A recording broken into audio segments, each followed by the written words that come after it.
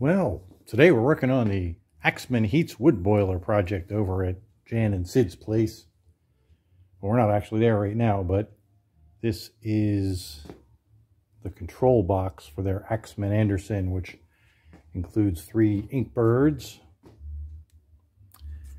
One to control the boiler temperature, one to control the ash temperature, and a stack temperature display and ashing cutout.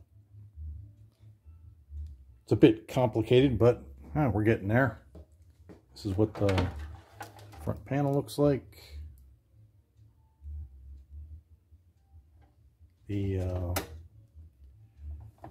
Also got a circulator, hour meter, and light on it, and lights for the auger and the fan. And we're going to try to make this guy here a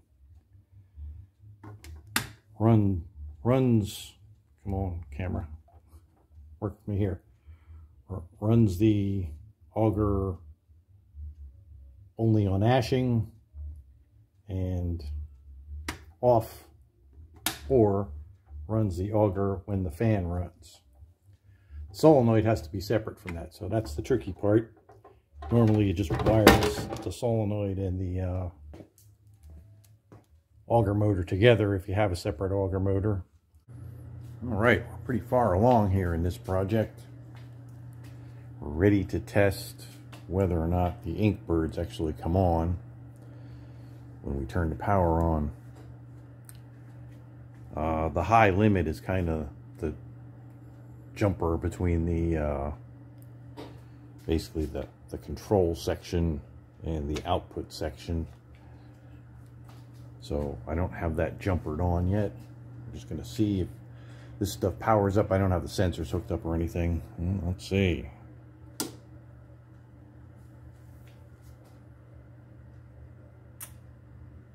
Yeah. Oh. Wow. Well, all the controllers came on. So that's a success. Next will be jumper in the high limit connection so that the rest of the thing is powered up, and then we'll probably just connect some light bulbs to the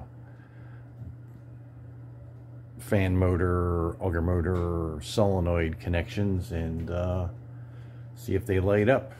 And I got to connect the sensor so that it actually does something. All right, we're up to the point where we can do a little testing here.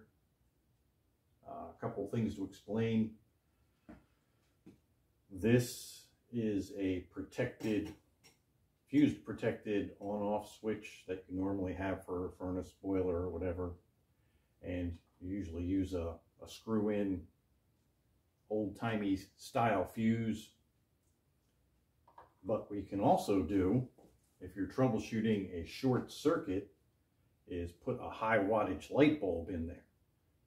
This way, if there's a short, this light will come on because the hot is running in series through this. So, not really good if you have motors and stuff on there, but we're just going to use these 3 light bulbs to test our 3 circuits. Okay, so we're going to test our Axman 130M control panel here with our 3 Inkbirds. This Inkbird controls the boiler temperature, this Inkbird controls the ash temperature, and this is a low stack temperature cutout. So it'll shut the ashing off if the fire goes out and the temperature in the stack drops too much. And we got a couple other things we gotta check on it, so let's turn it on and see how we did. There we go. That looks pretty good. These are in the off position right now. So if we turn this is the thermocouple for the boiler control. This is the thermocouple for the ash control. and this is thermocouple that goes in the stack for the stack cutout. These three lights that you see here are representative of the fan motor, the ashing solenoid, and the separate auger motor. So if we turn the fan switch to on, it's calling for heat right now because it's below the set point. If all goes well, that light will come on. Ooh, look at that, worked. So that's basically our fan motor running to heat the coal up so the boiler heats up. And we also have an hour meter and an indicator here. Now, if we turn this on,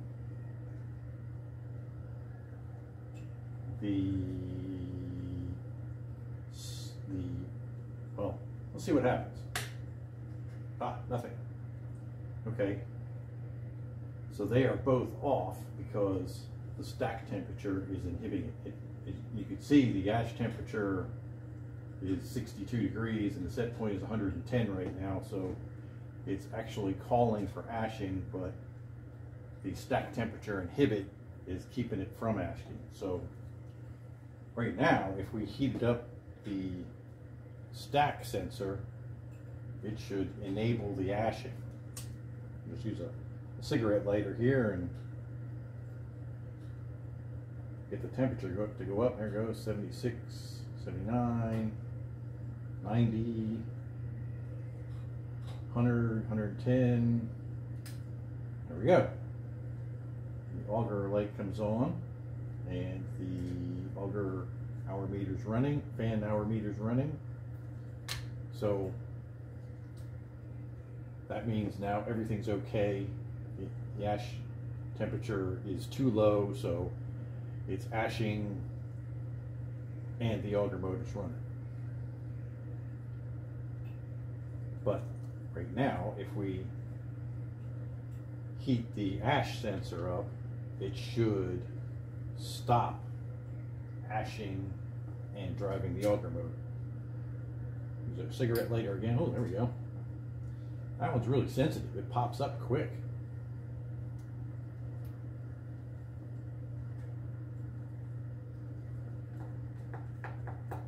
We get it to come back down again. There we go. Comes back on. Now if we get the boiler temperature up above the set point, which is 100 degrees, everything should shut off.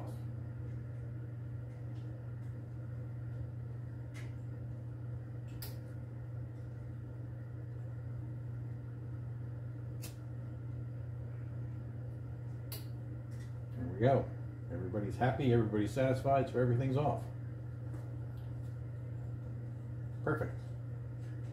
Now, the only other thing, the other option we have is to run the auger motor when the fan motor runs, independent of when it's ashing.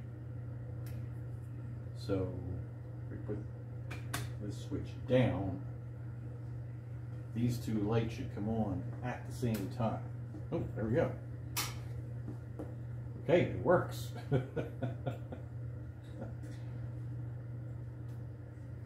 And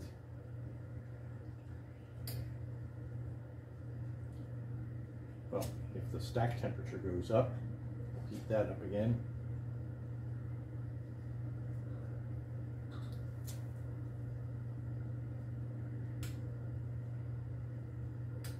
There we go. It allows ashing to happen.